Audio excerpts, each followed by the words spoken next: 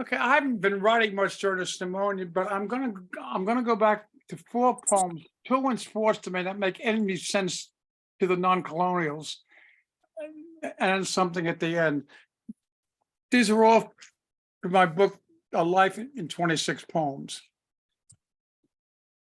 I was a basketball whore. I was a basketball whore. I played in the park. I played CYO ball. I played for the Episcopal Church. I played in the League of the Jewish Y. I played intramural ball in college. I was a proverbial gym rat in college, playing between classes, and often when I should have been in class. I went to honor college. I really majored in basketball and Beachmont. The Beachmont is the bar across the street from the college. I grew up small and only grew late in college. I was a good ball player, then for a while a very good ball player, then a pretty good player, and then a good player, and finally an okay player when I finally stopped in my mid 50s. I played in leagues on Wall Street. I played in open leagues around Manhattan and the Bronx. I played in leagues in Westchester, and pick up for 2 hours most Sunday mornings. Now I have regular cortisone shots in my hips and knees. I've had minor surgery in both knees, and then jelly pumped into them. No cartilage in my knees or ankles, and arthritis all through my back, hips, knees, and ankles. My right ankle brings a limp and constant pain. My orthopedist, Platt himself says it's all from basketball. If I'd only known then, back in my basketball days, what I know now, it wouldn't change the fucking thing. And then I moved to, as a spectator, sports. My luck in so many other things is certainly carried over to spectator sports. October 26, 1947, as a young lad, and the day before my birthday, I saw the 13.5-point underdog Columbia football team break the almost 4-year, 32-game undefeated streak of Army 21-20 as the passing team of Gene Ross Cities and Bill Swacky was unstoppable. January 8th, 1958, Oscar Robinson of the University of Cincinnati, the later the all-time NBA great, the Big O, scored 56 points against Seton Hall in the second game of a college basketball doubleheader to set the Madison Square Garden scoring record. December 28th, 1958, the NFL championship game between the New York Football Giants and the Baltimore Colts goes into overtime. The first championship game ever to do that is won by the Colts 23-17, and is commonly referred to as the greatest game ever played. I was in the bleachers regulation time on the sidelines for the overtime, and a part of the goalpost wouldn't at the time in my bedroom. October 16, 1969, the New York Mets win its first World Series in 5 games over the highly favored Baltimore Orioles. I got to celebrate the win in Mets owners Joan Pace's private club with Casey and Edna Stingo, Pearl Bailey, Weeb Eubank, John Lindsay, and other luminaries. After wandering into it after a previous game by mistake and seeing Gordon McCrae, Earl Warren, and Joe DiMaggio there, recognized I was in the wrong place and stayed. May 13th, 1976, the then New York Nets won the second American Basketball League championship, defeating the Denver Nuggets in the final game behind Julius Erving. This was the last ABA championship game as the ABA teams were fully merged into the NBA the following year.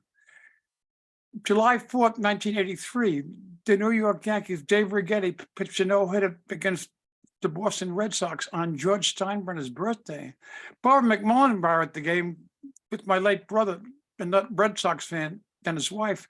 And just before the last Red Sox batter, Wade Boggs, came up, Barbara leaned over and said to my brother, "But aren't you rooting for the no-hitter now?" Boggs struck out, and my brother didn't speak to Barbara for well over an hour. Then, of course, all those wonderful radio and television moments. Bobby Thompson's 1951 Little Miracle of Coogan's Bluff home run. Don Lawson, 1956 World Series perfect game. The New York Jets 1969 Super Bowl championship. The New York Knickerbockers 2 NBA championships in 1970 and 74. Bucky fucking Dent and Aaron fucking Dent, as they're both known in Boston after homering in 1978 and 2003, respectively, to defeat Boston and to move along to the World Series. The New York Giants 4 Super Bowl championships in 1986, 1990, 2007, and 2011. The New York Rangers 1994 Stanley Cup championships. All such great memories, and to paraphrase New York sportscaster Howie Rose, put them in the book. And that's the end of the sports ones. 6 months wonder. I was too young for Korea, although I had a friend whose older brother died there. I was too old for Vietnam, although I had friends whose younger brothers died there. I was working for as a civilian for the Department of the Army, and was pressured to get my military obligation out of the way. So I spent from November 1962 through May 1963 in Fort Nixon, New Jersey, and Fort Sill, Oklahoma, as a 6-month wonder. I hated it. It was boring and repetitious and an awful lot of chicken shit. I wanted to get along with my life. It's only later that I got to realize how much I learned in just those 6 months. The Irish Catholic from New York City worked with the Protestant from Alabama who thought that the Pope was a heretic. The college English major found common ground with high school dropouts who thought reading was a big waste of time. The local basketball gym rat and fanatic found the same teamwork as part of an artillery crew. The kid from the lily white neighborhood of Inwood saw his black platoon buddies suffer bigotry and exclusion in Lawton, Oklahoma. The tedium of spit-shining shoes and cleaning a rifle with a toothbrush made me do things right. It was only much later that I found the answer to my constant question, what's this good training for? The answer was for life. And then the fork in the road. The great philosopher L.P. Berra, known to his friends and fans as Yogi, had many memorable expressions. No one goes there anymore. It's too crowded. It gets late out there early, referring to left field Shadows Yankee Stadium. It ain't over till it's over, and many more. My favorite of all is when you come to the fork in the road, take it. To me, this bit of wisdom has always meant when faced with a decision, make it. Sometimes the forks aren't clearly marked, and I've been very lucky in the past that I chose to wander down. It was the Sunday morning 60 years ago. I was driving a friend for us to take a government test, only because he asked me to. Doing this eventually led into a 50-year career with computers, something I knew nothing about at the time when I had zero interest. When it comes to the fork in the road, take it. Years later, I made a presentation to a potential client, and when we did make a sale, I became very impressed with the female member of the evaluation team. 7 years later, I received a call from another client asking if I knew this same woman who is now applying for a job at the firm. I strongly recommended her. She got the job, and coincidentally, I joined the same firm shortly thereafter. That was 45 years ago, and although it meant us both leaving over 10-year marriages and changing career paths, we've been married for 45 years. When you come to the fork in the road, take it. I was starting from consulting business, working with large computer systems, mainframe. But when a friend saw us standing by an elevator and came over to wish us luck, he asked if we had seen the computer on Ben Rose's desk.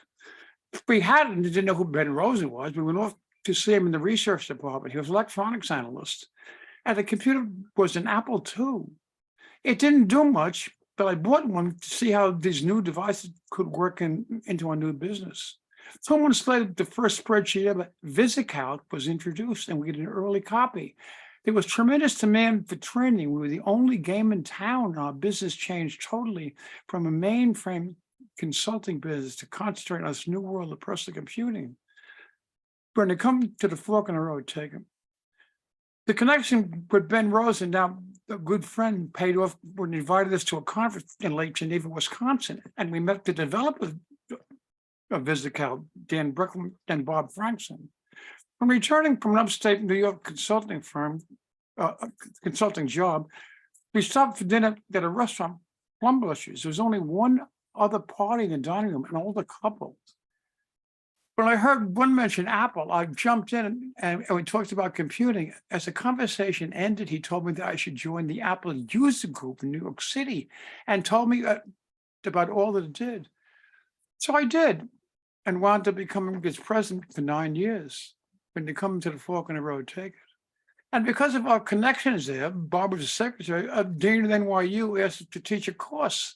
And that led to in the last 43 years, teaching at 10 colleges between us. When it comes to the fork in the road, take it. In the meantime, and that's a popular computing magazine, asked Dan Bricklin to write an article about how business people use VisiCal. He demurred, but suggested that they had to speak to Barbara McMullen, who knew more about this than anyone. He did, and while we had no plans to be writers, we've been writing for publication for over 40 years. When it comes to the fork in the road, take it. Even though I was an English major and read constantly fiction and nonfiction and wrote constantly for magazines and newspapers, I had no interest in poetry. Had neither written any nor read any for 35 years. However, one day walking down an aisle in Barnes & Noble, I came across a book with a strange title. I took it off the shelf. It was by a fellow named Charles Bukowski. I opened it and saw it as poetry. Although my reaction was, ugh, I read some of it and felt that Bukowski was an alcoholic, a misogynist, and crazed, but also brilliant. I also decided that if this lunatic can do this, I can too. That was over 15 years ago. Now I have hundreds of magazines published. I have hundreds of poems published in magazines, journals, and anthologies. 10 books of poetry published. I'm the poet laureate of a 36,000 citizen town in Westchester, New York. When it comes to the fork in the road, take it. Many paths, many choices to be made. A wonderful life. I took the fork in the road, and I apologize for the poor reading. I would blame it all on my pneumonia, and I'm going back to bed shortly. Thanks for putting up with my ramblings tonight. Thanks a million, John.